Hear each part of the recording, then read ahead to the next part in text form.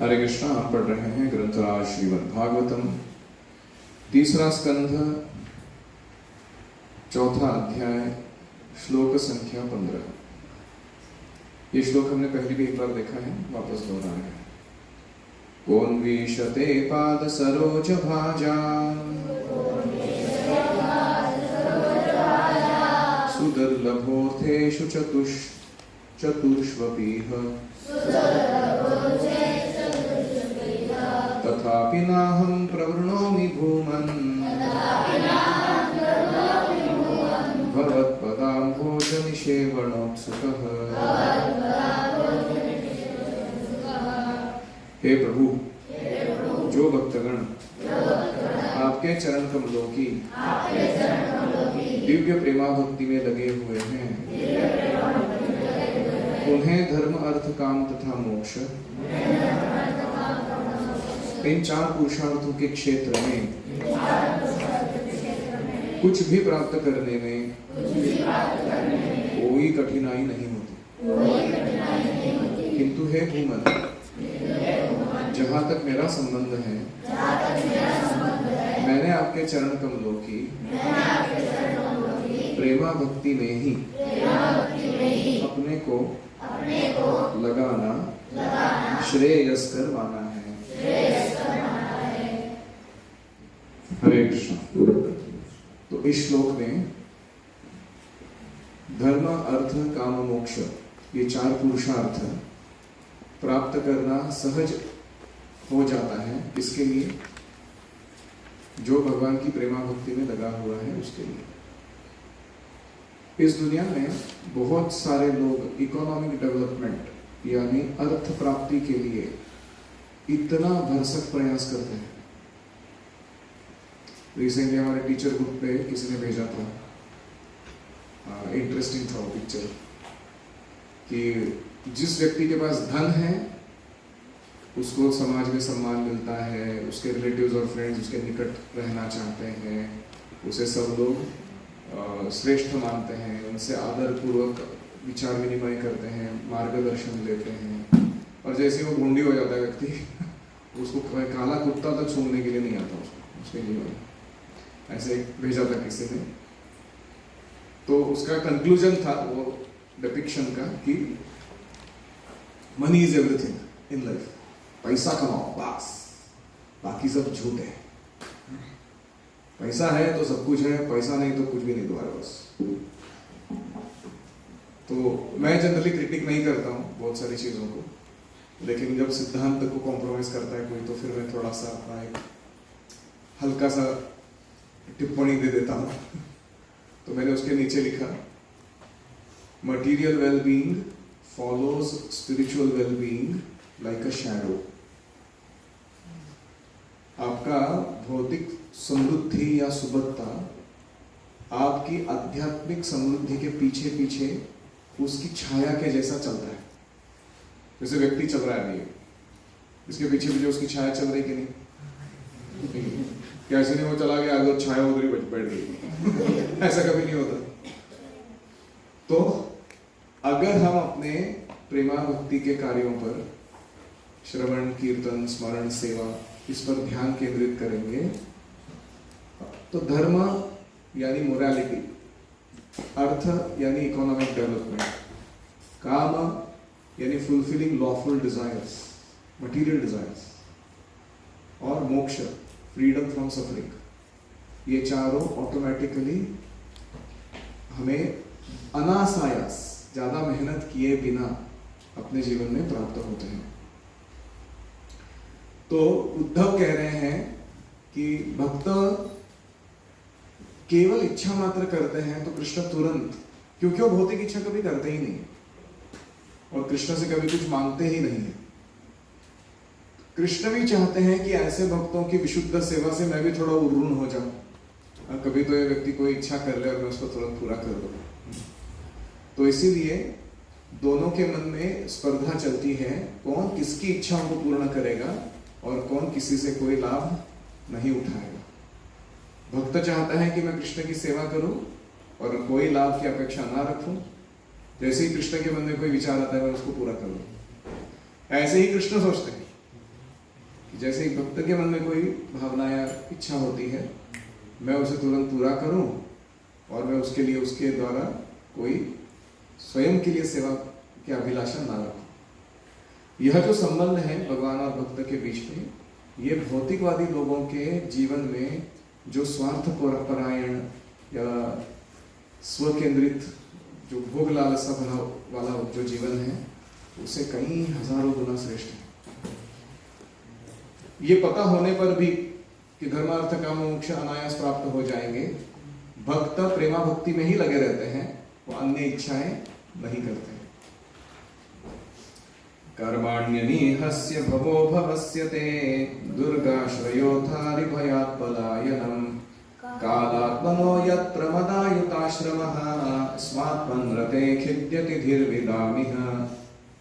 उद्धव आगे कह रहे हैं, हे प्रभु, ये किसको कह रहे हो? कृष्ण को। क्यों कह रहे हैं? कहाँ का मिलन हुआ है कृष्ण और उद्धव का? प्रभास क्षेत्र में एक वट वृक्ष के पास तीर्थ स्थान, जहां पर भगवान अभी शरीर छोड़ रहे हैं, मानो ऐसा अपने भगवत धाम जाने की लीला को संपन्न करने के लिए बैठे। उस समय की यह प्रार्थना चल रही। हे प्रभु, विद्वान मुनियों की बुद्धि भी विचलित हो उठती है जब वे देखते हैं कि आप समस्त इच्छाओं से मुक्त होते हुए भी सकाम कर्म में लगे रहते हैं, अजन्मा होकर भी जन्म लेते हैं, अजेय काल के नियंता होते हुए भी शत्रु भय से पलायन करके दुर्ग में शरण लेते हैं, और आप अपनी आत्मा में रमण करते हुए भी आप अनेक स्त्रियों से घिरे रहकर गृहस्थ जीवन का आनंद लेते हैं। तो खिद्यते धीर विदामिह, खिद्यति यानी विचलित हो जाना, धी मतलब बुद्धि, विदाम मतलब विद्वान लोगों की। विद्वान लोगों की बुद्धि यह विचार करके विचलित होती है कि ऐसे कैसे भगवान है हमारे लिए। क्या करते हैं ये? कर्माणि अनीहस्य, भगवान के पास कोई भौतिक इच्छा करने के लिए जरूरत ही नहीं।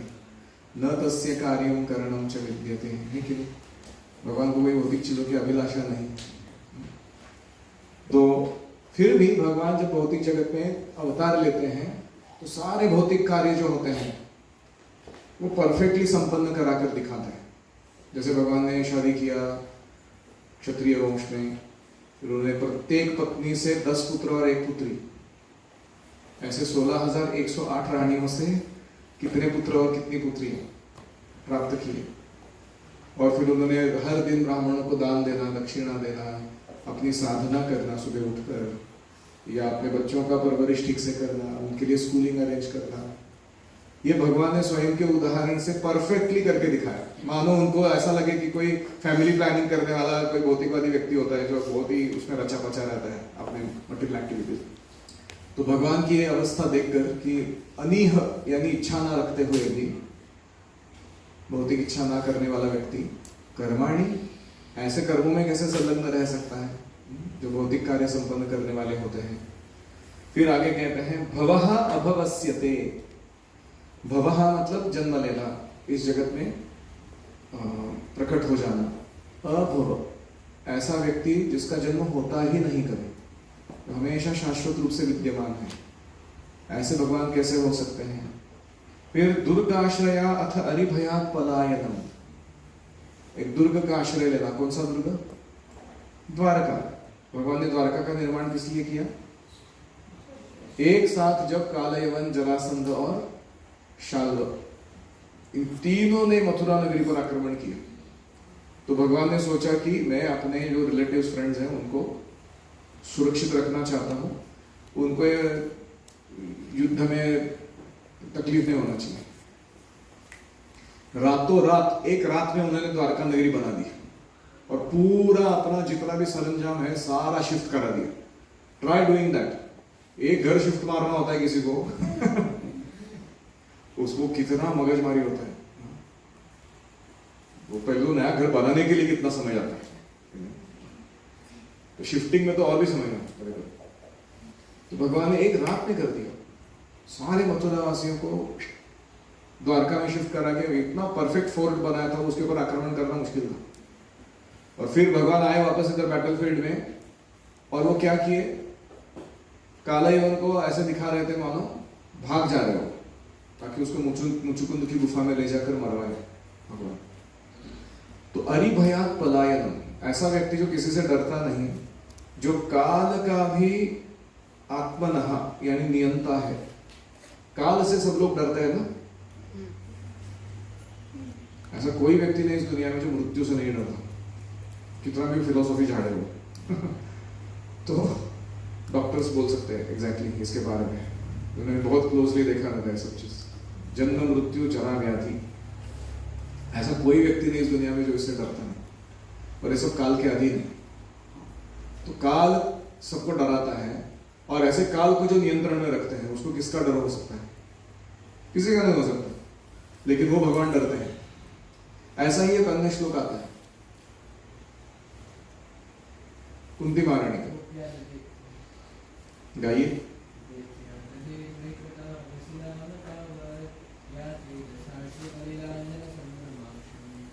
वक्त्रं विनीय भयभावनया स्थितस्य सामां विमोहयति, ऐसा भगवान का रूप मुझे मोहित कर देता है, जो काल को भी कंट्रोल करने वाला जो व्यक्ति है, वो यशोदा माई के हाथ की छड़ी देखकर डर रहा है और भाग रहा है। ये रूप बड़ा ही विचित्र है भगवान का। तो ये धीर विदाम, बुद्धिमान व्यक्ति जब सोचते हैं इन लीलाओं के बारे में भगवान के, वो भी बिल्डर हो जाते हैं। वो सोचते हैं कैसे भगवान ने हमारे। फिर प्रमदा आयुतः आश्रमः स्व आत्मम रते है, अपने ही आत्मा में रमण करने वाले जो भगवान हैं, जिनको आत्मा नाम कहते हैं, यानी उनको अपने प्लेजर के लिए किसी दूसरे की आवश्यकता ही नहीं है, खुद में ही रमण करते। ऐसे भगवान को प्रमदा युतः, प्रमदा यानी स्त्रियों को प्रमदा कहा जाता है, मद यानी इंटॉक्सिकेशन, प्रमद मतलब जिनका संग बहुत ज्यादा नशा चढ़ा देता है व्यक्ति को। तो जो व्यक्ति ब्रह्मचर्य ठीक से पालन नहीं किया, गुरुकुल में ठीक से ट्रेनिंग नहीं लिया, वो हर एक व्यक्ति आगे चलकर क्या बनता है, जुरू का गुलाम बोलते हैं उसको। वो उसको नशा चढ़ जाता है स्त्री संग का, और वो उसके बिना काम नहीं कर सकता। उसको लगता है कि मैं डिसफंक्शनल हो जाऊंगा अगर मेरी स्त्री मेरे साथ नहीं है तो आयुत मतलब घिरे हुए सब दिशा से। तो भगवान जब द्वारका में वास करते थे 16,108 रानियों के साथ एक साथ, उतने विस्तार रूप धारण करके एक एक महल में स्वतंत्र रूप से रमण करते थे।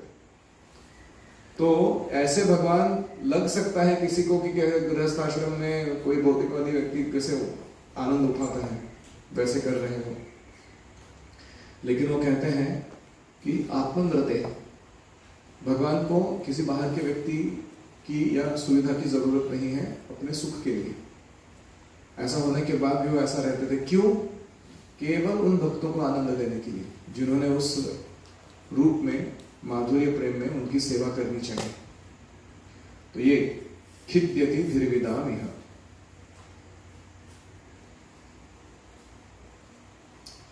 वो यज्ञ मंत्र में कौन सा आता है? ओम एको ह देवा प्रतिशोनु सर्वा पूर्वो अचाता स उगर्भे अंतः स एव जाता स जनिष्यमाना प्रत्यंजनस्तिष्ठति सर्वतो मुखः। तो उसमें भी वर्णन आता है एको ह देवा, there is one supreme God, प्रतिशोनु सर्वा, वो सबको बहुत अच्छे से मेंटेन कर रहे। पूर्वो अजाता, कभी पूर्व में उनका जन्म नहीं हुआ है। स उगर्भे अंतः, लेकिन अभी गर्भ में प्रवेश किए हैं देवकी के, जिसका जन्म ही नहीं होता गर्भ में प्रवेश कैसे करता, कभी जन्म नहीं होता। स एव जाता स जनिष्यमाना, पहले भी वो बहुत बार जन्म ले चुके हैं, आगे भी अगर बहुत सारे जन्म लेंगे। प्रत्यंजनस्तिष्ठति सर्वतो मुखः। तो ये जो वर्णन है भगवान का कि he has bewildering and opposite characteristics simultaneously present in him, मोहित करने वाले और विरोधाभास खड़ा करने वाले गुणों को एक जगह धारण किए हुए। भगवान छोटे से छोटे हैं और बड़े से बड़े हैं। अणुरणीयान महतो महीयान आत्मस्य जंतोर निहतो गुहायाम। और वो सर्वव्यापी है, सर्वत्र विद्यमान है, लेकिन फिर भी इस भौतिक जगत में नहीं, अपने धाम में बैठे हुए। अरे ऐसा कैसे हो सकता है? अगर कोई सर्वव्यापी है तो केवल गोलोक एवं निवसति, केवल गोलोक में वास करते हैं, अखिल आत्मभूता, लेकिन हर एक के हृदय में वास करते हैं। ऐसे कैसे हो सकता है कोई चीज? तो ये भगवान का विशेष स्वरूप है। और जितना हम इसके बारे में गौर करेंगे उतना हमारे हृदय में अद्भुतता, वंडर हम महसूस करेंगे। उसको कहते हैं wow, wow effect in spiritual life. Krishna is wow. आजकल एक शब्द बहुत फेमस है, ऑसम। आई एम ऑसम लिखते हैं ना लोग आजकल, ऑसम। ऑ मतलब क्या? आदर युक्त सराहना किसी के प्रति। Admiration mixed with wonder is called awe. I bow down to his lotus feet with great awe and reverence. है कि नहीं? हाँ, मेरे को अद्भुत लगते हैं मेरे गुरुदेव, मस्त पर्सनालिटी इनका। तो ऐसे awe, तो awful मतलब very bad, awesome मतलब too good। सुना नहीं शब्द? तो who is Krishna? Awesome, awesome, not a person। तो हम जितना इस पे गौर करेंगे, चिंतन करेंगे, उतना कृष्ण के प्रति आकर्षण बढ़ेगा। और जो वाव इफेक्ट है, रस का आस्वादन हृदय में हम करेंगे। और तब जप करना, मंगल आरती में भाग लेना, कथा अच्छे से सुनना भगवान की, बहुत सरल हो जाएगा। क्योंकि हम लोग खुद को ही औसम बनाने के पीछे पड़े हैं, है कि नहीं? हमको कृष्ण की कथा सुनने में रुचि क्यों नहीं आती? Because we want to be the centre of the universe. हमको चाहिए कि ब्रह्मांड का केंद्र मैं ही बनूं, सारे लोग मेरी स्तुति करें, सब मेरी सराहना करें। ऐसा व्यक्ति कृष्ण कथा में सो जाता है, यू कांट हियर। तो लेकिन उसका खुद का स्तुति कोई करने लगता तो एकदम चक जाता हो, फुल अलर्ट मोड में आता, क्या क्या बोला और बोल थोड़ा, नॉट इनफ। तो इसीलिए ये जो वर्णन आते हैं शास्त्रों के, इस पे हमें बहुत गौर करना चाहिए। The more we meditate on Krishna's qualities, His wonderful form, His activities, His relationship with devotees, and especially His abode, Dhama, that much we will be in love with Him. किसी व्यक्ति से प्रेम करने के लिए पूरा मालूमात तो होना चाहिए ना, है कैसा वो व्यक्ति, कुछ मालूम ही नहीं, प्रेम कैसे करेगा किसी से? So, just to conclude, आज हमने दो चीजें देखी। जो व्यक्ति प्रेमा भक्ति को स्वीकार करता है, धर्म अर्थ काम मोक्ष के सारे बेनिफिट्स साइड बेनिफिट्स के रूप में उसके जीवन में हमेशा आते रहते हैं, उसको उनकी इच्छा तक करने की जरूरत नहीं होती। दूसरा हमने देखा कि कृष्ण का जो कैरेक्टरिस्टिक क्वालिटी है, खिद्यति धृविदामिह, बुद्धिमान लोगों को भी संभ्रम में डाल देती है कि क्या है कृष्ण ये। अजन्मा होने पर भी जन्म लेते हैं, किसी के प्रति अटैच नहीं है, फिर भी इतने सारे स्त्रियों के साथ रमण करते हैं। क्या था वो?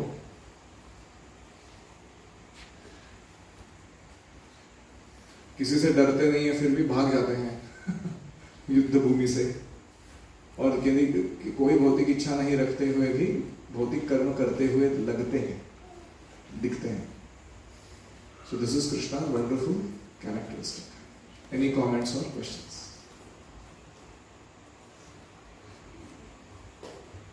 मेरा क्वेश्चन का माधुर्य प्रेम क्या है? माधुर्य प्रेम मतलब जो पति पत्नी के बीच में प्रेम होता है उसको माधुर्य, रोमांस। जो मम्मी या पापा के और बच्चे के बीच में होता है उसको वात्सल्य कहते हैं। प्रेम के भी अलग अलग रूप है ना। इंग्लिश में क्या है? लव, एक ही शब्द है। संस्कृत ऐसा नहीं है, वो क्लैरिफाई करता है कौन सा टाइप का है वो। I love my mother, what does it mean? वात्सल्य प्रेम। वो डिफरेंशिएशन चाहिए कि नहीं चाहिए उधर? I love my wife as what? माधुर्य, तो वो अलग अलग शब्द, संस्कृत इतनी प्रगल्भ भाषा है कि वो हर एक भाव को व्यक्त करने के लिए ठीक शब्द प्रदान करती है। वो इंग्लिश जैसी हैंडीकैप नहीं है भाषा। यस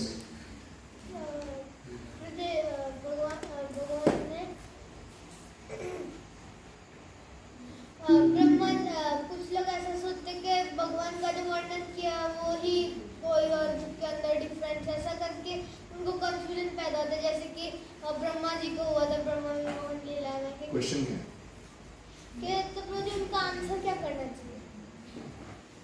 अगर ऐसा बोलते हैं कि तुम लोग ऐसा बोलते हो पर यहाँ पे तो ऐसा लिखा है, तो कृष्ण के चरित्र में या कृष्ण के स्वरूप में जो विरोधाभास है वो गुरु से श्रवण करके समझने की चीज है, तर्क से समझने की चीज नहीं है। तो जब तक वो व्यक्ति तर्क पे हमको बोल रहा है कि मेरे को प्रूव करके दिखाओ, हम क्या बोलेंगे? हम बोलेंगे कि तुम साधना करो, पहले अपनी सुकृति बढ़ाओ, भगवान के प्रति उन्मुख हो जाओ, फिर भगवान अपने आप को रिवील करेंगे तो थोड़ा बहुत समझ में आएगा। नहीं तो हनी के बॉटल को बाहर से चाट के थोड़ी हनी का स्वाद समझ में आएगा। तो शास्त्र पढ़ना या प्रवचन सुनना ये बाहर से चाटने के जैसा है, अगर सबमिशन नहीं है हमारे उधर। तो ऐसे व्यक्तियों को हमें प्रवचन नहीं देना चाहिए, तर्क नहीं लड़ाना चाहिए, उनकी अज्ञात सुकृति बढ़ानी चाहिए। प्रसाद खिलाओ, कीर्तन में भाग लो, कोई सेवा करो, तो धीरे धीरे सुकृति बढ़ेगी तो समझ में आएगा कि क्या चल रहा है स्पिरिचुअली।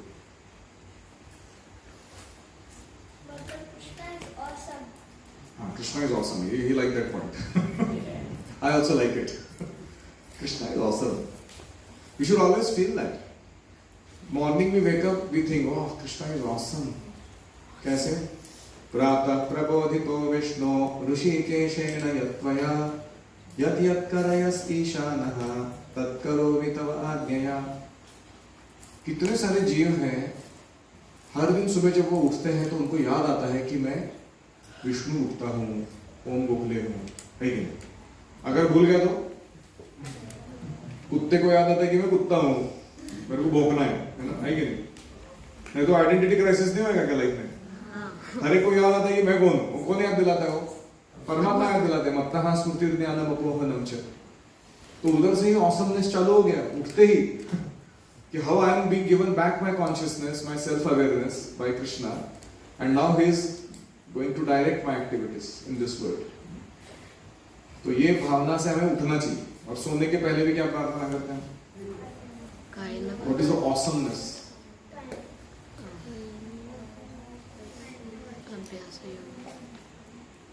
अरे मराठी वाला है वो सिर्फ मराठी वाले आंसर करवाएंगे। घालीन लोटांगण वतीन चरण डोळ्यानी पाहिन रेखा तुझे, सरे आनंदिन आनंद पूजिन भावे वाणिन तमेव माता पिता तमेव तमेव बन्धु सुखा तमेव तमेव विद्या हरिणं तमेव तमेव सर्वं तमेव तमेव वाचा वंशन्तेव यज्ञनावा संकृतमावा करोमि यज्ञं सकलं तस्मै नारायणाय समर्पयामि। अखिलं देशं नारायणं कृष्णाय नमस्ते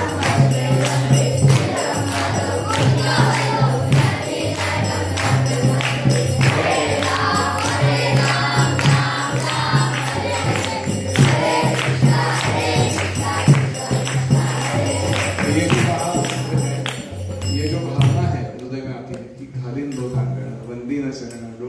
गोविन्दाय सुंदर वर्णन कर रहे हो। ये जो ऑसमनेस है कृष्ण का, वो धारण करते हुए सोना है हमको। ऐसा नहीं कि मस्कुलेटन डालेगा उसके अंदर बैठ के आदमी कुछ तो कांड करने की सोच रहा है अपने लाइफ में। What is the awesomeness in life? तो जो कृष्ण से प्रेम करते हैं उनका पूरा जीवन दशा जो है ना, वो इसी ऑसमनेस में ही बीतता है। Amazed eight Krishna everything. जैसे प्रभुपाद जी को किसी ने एक फूल अर्पण किया, भगवान को ऑफर किया, हो प्रभुपाद जी ने सूंघा, दिस इज कृष्णा। क्या कहा उन्होंने? पुण्यो गंधः पृथिव्यां च। भगवद गीता में भगवान क्या कहते हैं? पृथ्वी से आने वाले सारे सुगंध मैं हूं। आप अगर रोज फ्लावर लो या मोगरे का लो, उसका बीज को कुछ सूंघे देखो, कुछ स्मेल नहीं है उसके अंदर, उसको जमीन में डालो, फूल आता है, उसको सूंघो, बड़ा फ्रेगरेंस है कि नहीं? वो कहाँ से आया? वो कृष्ण, वो कृष्ण है। ऐसे ही पानी पीते हैं हम, रसोहम अपसु कौन्तेय, तो थर्स्ट क्वेंचिंग एबिलिटी, हमारी प्यास को मिटाने की क्षमता पानी की, वो किससे आती है? कृष्ण। तो पानी पीते समय ऑसमनेस हो सकता है कि नहीं? ऑसम क्या है ये पानी पीना? तो इतना कठिन नहीं है कृष्ण भावनाभावित बनना जीवन में। We have to just try to give up our self-centeredness and become Krishna centered. Om Hare Krishna Krishna Krishna Hare Hare, Hare Rama Rama Rama Hare Hare, Hare Om Tat Sat। Srila Prabhupada की जय, ग्रंथराज श्रीमद् भागवतम की जय।